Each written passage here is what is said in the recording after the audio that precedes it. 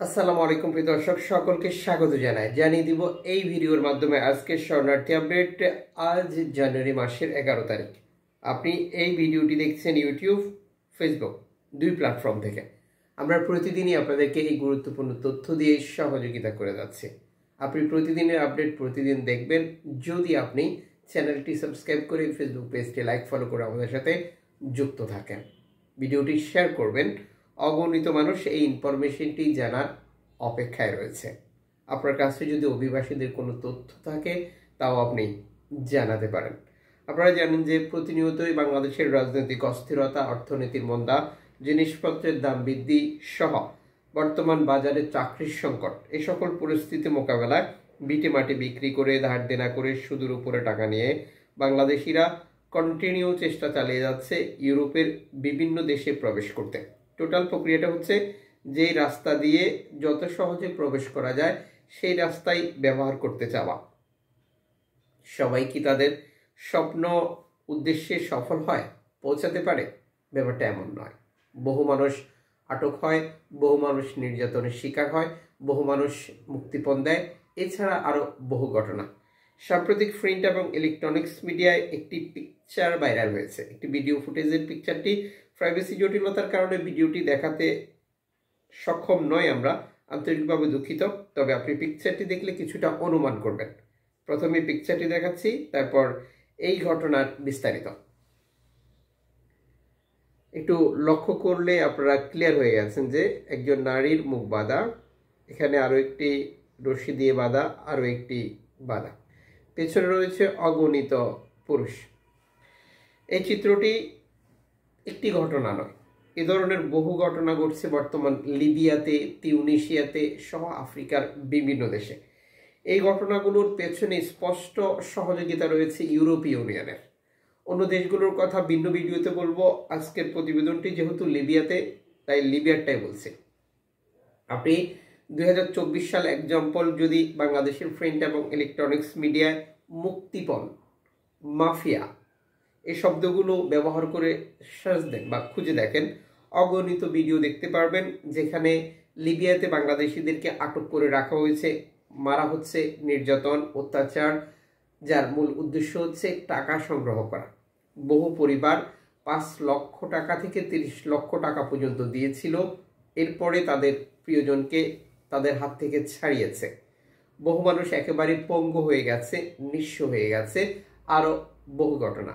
যেহেতু প্রতিটা মানুষ ভিন্ন, প্রতিটা মানুষের সাথে ঘটে যাওয়া ঘটনাগুলোও ভিন্ন। এই পিকচারটি সামাজিক যোগাযোগ মাধ্যমে ভাইরাল হওয়ার মূল কারণ হচ্ছে যে এই নারীর ভাষ্যমতে তাকে প্রতিদিনই এক বা একাধিক পুরুষ দ্বারা দর্শন করা হয়। সে লিবিয়া থেকে ইউরোপ তথা ইতালিতে যাওয়ার চেষ্টা করেছিল, যখন ভূমধ্যসাগরে গেমে সে আটক হয়েছে। বর্তমানে তার পরিবারের কাছ থেকে $6,000 যেটা মুক্তিপণ চাচ্ছে মাফিয়ারা। আপনারা জানেন যে লিবিয়ার সাথে ইতালির বর্তমান সময় তিউনিসিয়ার সাথে ইতালির চুক্তি রয়েছে, তথা ইউরোপীয় ইউনিয়নের আলাদা চুক্তি রয়েছে। এই চুক্তিগুলোর মূল উদ্দেশ্য হচ্ছে অভিবাসী আটক করা বা অভিবাসীদেরকে ভূমধ্যসাগর ব্যবহার করে ইতালি যাওয়ার পথে বাধা দেওয়া। তারা এই কাজগুলো করছে, তার পেছনে তাদের ব্যবসা আরো বেশি ইনকাম করার জন্য বাকি কাজগুলো করছে, যা আপনারা অলরেডি অবগত রয়েছেন।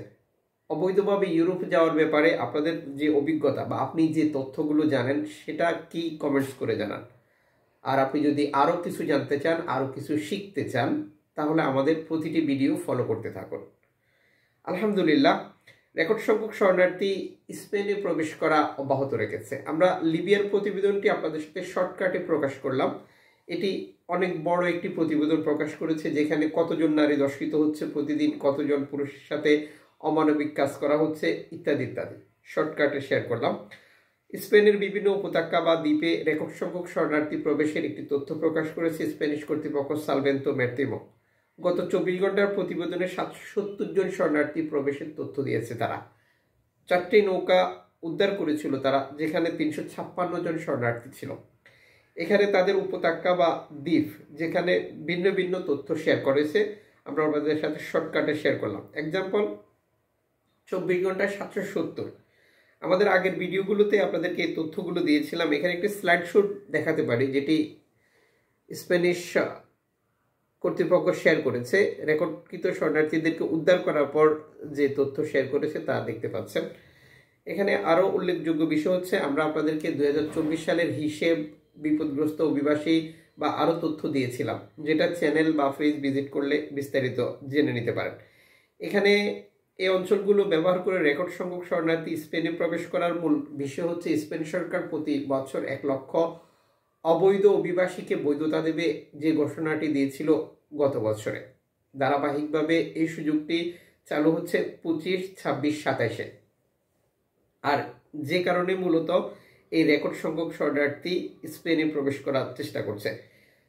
শুধুমাত্র অন্য দেশের অভিবাসীরা প্রবেশ করছে ব্যাপারটা এমন নয়। স্পেনের ব্যাপারে আরো তথ্য জানলে আপনি খুশি হবেন। বাংলাদেশিরা মোরতানিয়া থেকে, সোমালিয়া থেকে, সেনেগাল থেকে, নাইজেরিয়া থেকে, মরক্কো থেকে, আলজেরিয়া থেকে স্পেনে প্রবেশ করার চেষ্টা করছে বর্তমান সময়।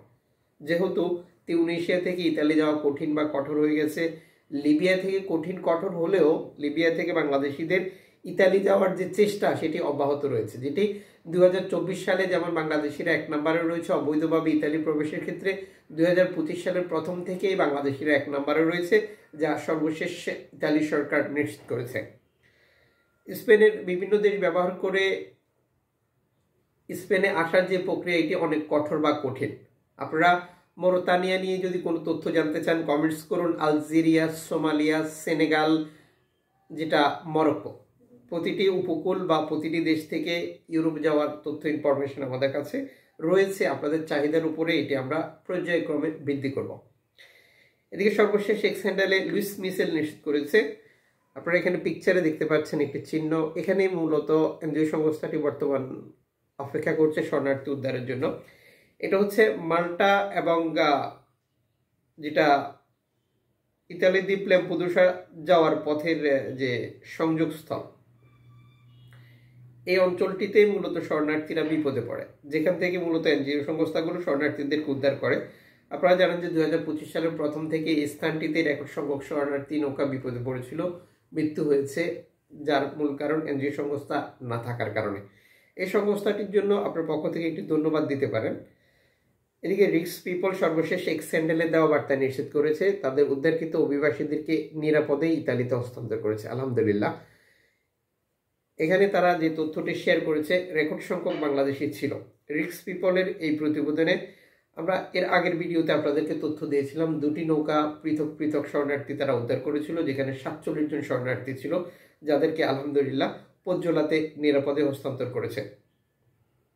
সর্বশেষ এক্স হ্যান্ডেলে দেওয়া বার্তায় আরও যে তথ্যটি তারা নিশ্চিত করেছে, বাংলাদেশ সহ বিভিন্ন দেশের অভিবাসী ছিল এই 2টি নৌকাতে। লিবিয়া থেকে প্রতি বছরই রেকর্ড সংখ্যক শরণার্থী প্রবেশ করে ইতালিতে, যদিও 2024 সালে শরণার্থী প্রবেশের সংখ্যা কমিয়ে এনেছে ইতালি সরকার, কিন্তু বাংলাদেশিদের পরিসংখ্যান কমাতে পারেনি।